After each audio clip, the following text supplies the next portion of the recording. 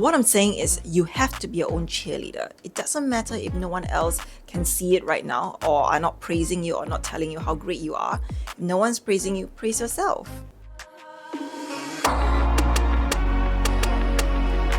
Hi guys, I'm Juliana and welcome back to What the Fluffy podcast. Yeah, and today is just me, and I know it's been like at least 2 years since I appeared on this segment of my YouTube channel. Thank you for bearing with me. And today, I thought we could just talk about something interesting.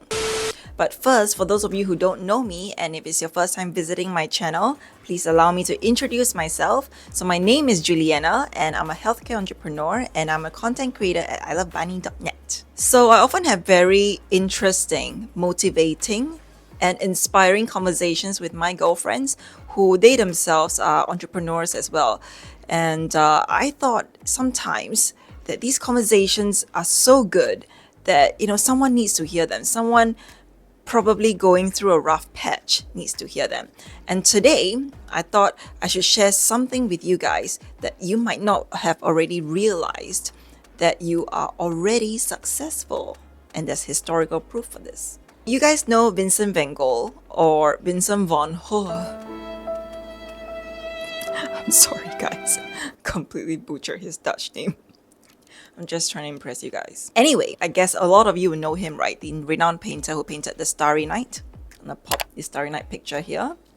I guess everyone also knows he's extremely creative, and the Starry Night is not his only claim to fame. He's painted 900 over works during his entire lifetime. And here's the problem, you see. During his lifetime, all his works were considered too dark or lacking energy.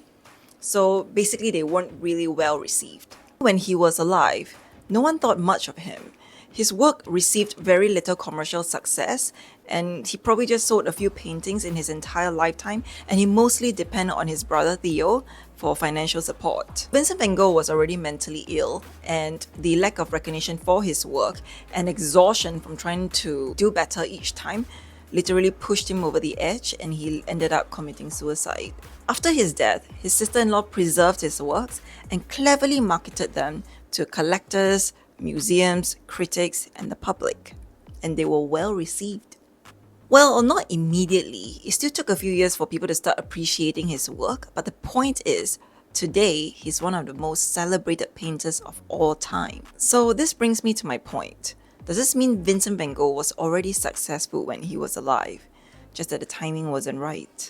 Van Gogh's story shows that sometimes the world just takes a really long time to catch up to greatness. And historians have also said that Van Gogh himself was unsociable, not interested in marketing himself, and definitely ahead of his time. Hey, I want to hit pause for a while. Just in case you're taking away something morbid or negative from this video, please listen to me. I'm not saying that recognition only comes after a tragic ending or one's absence. So what I'm saying is you have to be your own cheerleader. It doesn't matter if no one else can see it right now or are not praising you or not telling you how great you are. If no one's praising you, praise yourself. Don't be afraid to do that. Don't wait for someone else to tell you you're good. Most people are not comfortable complimenting other people anyway, especially in our Asian culture, so you have to do it for yourself. There was a time where I constantly feel like I need to seek approval. I need to prove myself, show something. I need others to show that they appreciate me. And I feel like it affects my efficiency and productivity, and in the end, it just becomes a distraction. And I constantly do not do things for myself, but for others. And also constantly questioning every decision I have. I decided that enough is enough and started to surround myself with a circle of friends who are very encouraging, very positive.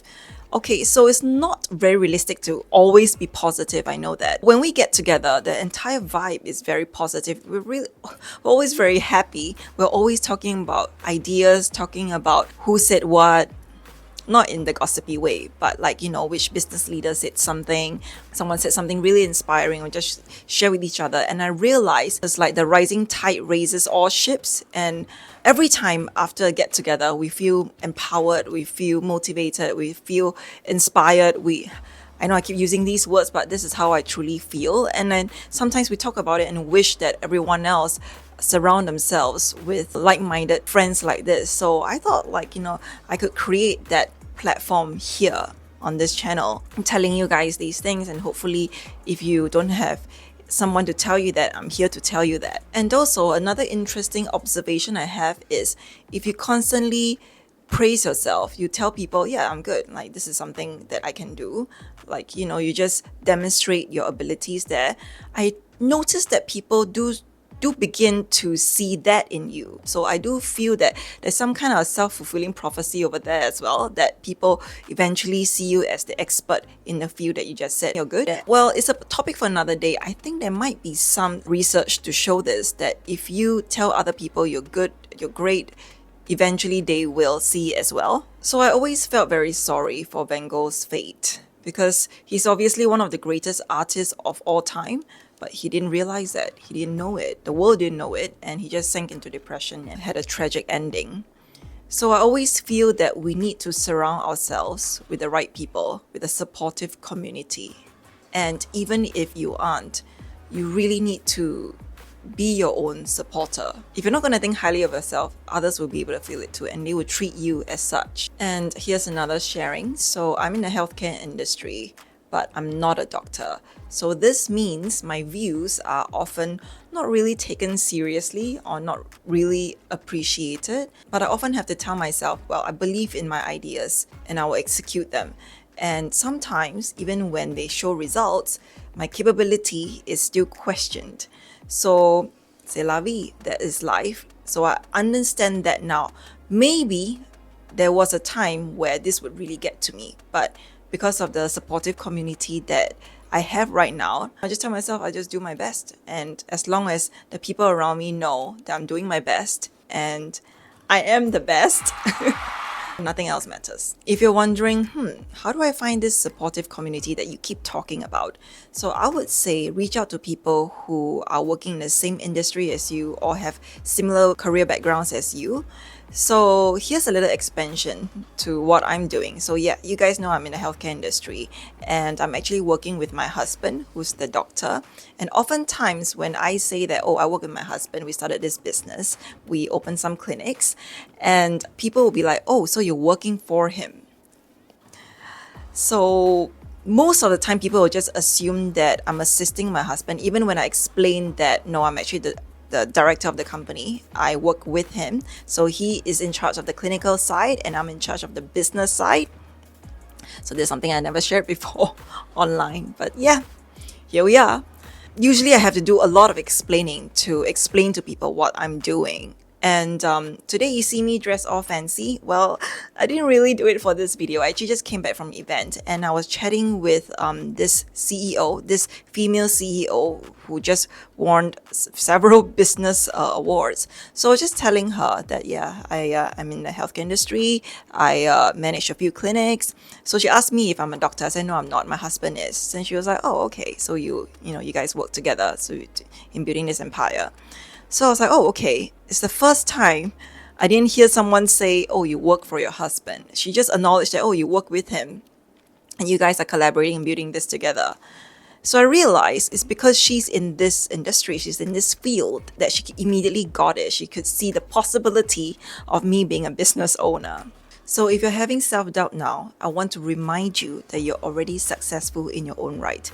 If people are denying it, they just don't know it yet. But you know it. You know you're ahead of your time. Thank you for watching. Subscribe if you like this. Sun is shining, but the rain is welcome too. Friends are nearby, don't need another view. Time is not on my mind, but then it's you. Oh, I love it when the love comes around, and then I remember all things must pass.